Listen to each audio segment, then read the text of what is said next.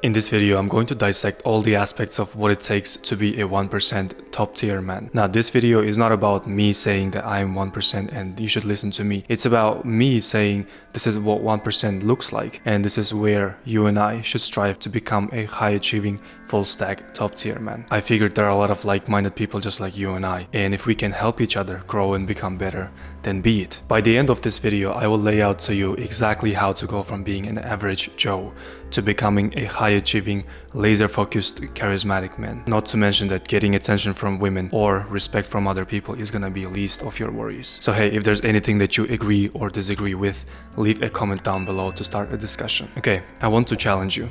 I'm guessing that you are a man if you're watching this video, but still, regardless of the gender, I want you to go outside and rate the men that you see outside. Doesn't have to be now, of course, but when you go outside and when you're walking somewhere, just rate the guys that you see on the streets. Do you really think that they are top 10%? Forget 1%, we're not even there. Do you really think that they're 10%, top 20, top 30? What do you think? Because from my experience, I rarely see high value, good looking, well put together guys. On the contrary, when I go outside and see women, they're usually well put together and good looking. Now, of course, you could make the argument by saying that looks don't matter for men as much as they do for women. And yes, that's true, there are characteristics which are more important for men. But again, if you think about becoming a 1% or top 10% or even, I don't know, top 20, your looks matter. Nobody's gonna look at your inner beauty if you don't have the looks. My point is, it's not that difficult to become a high value, high status man. Just have a look around. Are all of your friends ambitious, stoic, confident, high self-esteem people? Because I'm willing to bet that's not the case. Most of the young men nowadays are playing Xbox and playing computer games. Most of the men nowadays are drinking energy drinks and they're not even lifting weights or they're not doing any type of sports. Most of the men nowadays haven't even approach a single girl in their lives. If you think about high value people that we know, right, even fictional characters like James Bond, do you really think that James Bond would be sitting in his apartment playing fucking Call of Duty and getting rejected from women here and there? Of course not. People like him are crystal clear on where they're going and they have their mission. Of course, money does matter and social status, etc., but if you have money and nothing else, you're just a douchebag with money. Money is a tool for you to support your life, people around you, and yourself. If you use money to brag and boast,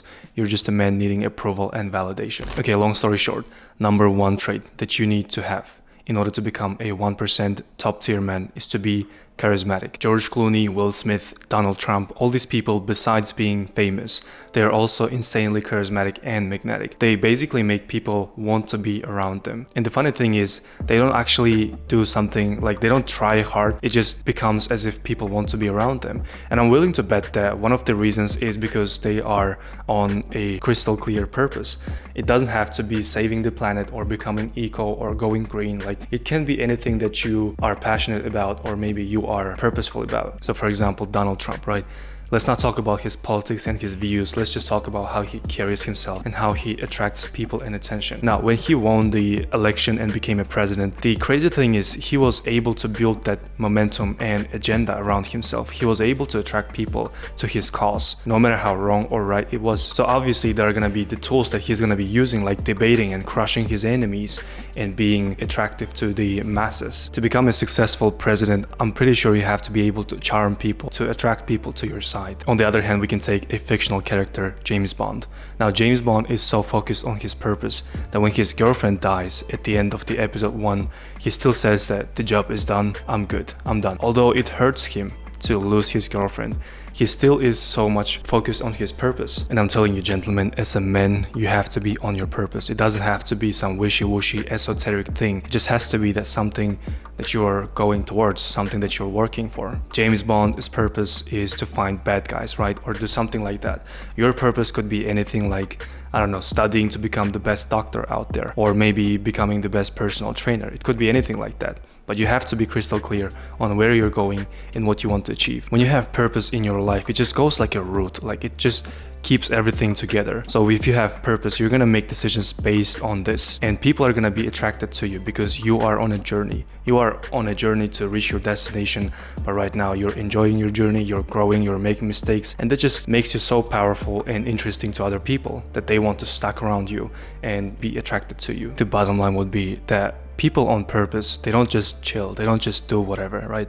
You can't just be chilling and smoking and drinking. You have to be meticulous about your time, about who you spend your time with, your energy with. Obviously, it doesn't mean that you can't have fun or you can't just go hard and play hard, but still your main thing in your life has to be your purpose. Number 2 trait or thing that you need to become a 1% high value man is to have status. Now again, you don't have to be a politician or a Hollywood superstar. Your status is something that you work for and that you ingrain in your personality. You need to be known for something. Today's society breeds people with no identity, especially men. We are brainwashed to play games and indulge in self-gratification, in cheap pleasures and accessible dopamine that in return doesn't give you anything of value. You have to understand that those things do nothing for you. When you go outside and become the best basketball player, or you are the filmmaker guy, or you are the audio guy, I don't know. You basically build some type of reputation around you and a status.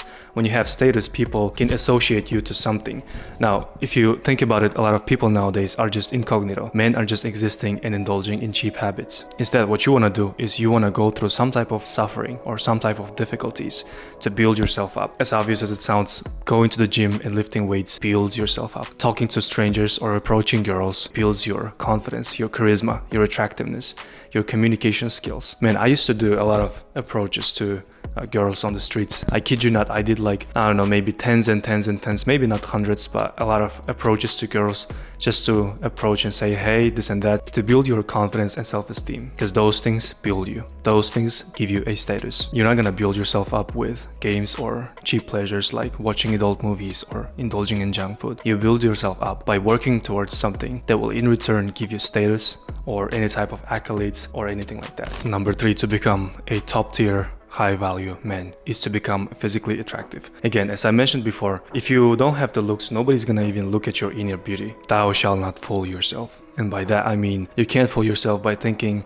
that looks don't matter, or that people are just gonna like you or love you for your personality or for your kindness. Because in today's society, looks matter so much. You can't even imagine, like, especially social media comparisons, right? Anything like that. When people go out and meet you, they actually judge you by the looks. Again, it's a bit of a tricky topic because there's a thing about genetics, there's heights and stuff like that. But in my judgment, if you can change something for better, then obviously you should change it. You can't change your height, but you can change your haircut. You can change your clothes, your style. You can also change the way you look by hitting the gym and losing some weight or maybe building some muscle. You can change the way you look by doing any type of exercises which can actually modify your looks. Because the fact of the matter is, no matter what you think about looks, women and girls are still gonna be attracted to good looking men, and that's just the truth. Either you accept it and work towards it, or you don't and you lose. Do you really think that top 1% high value men have horrible looks?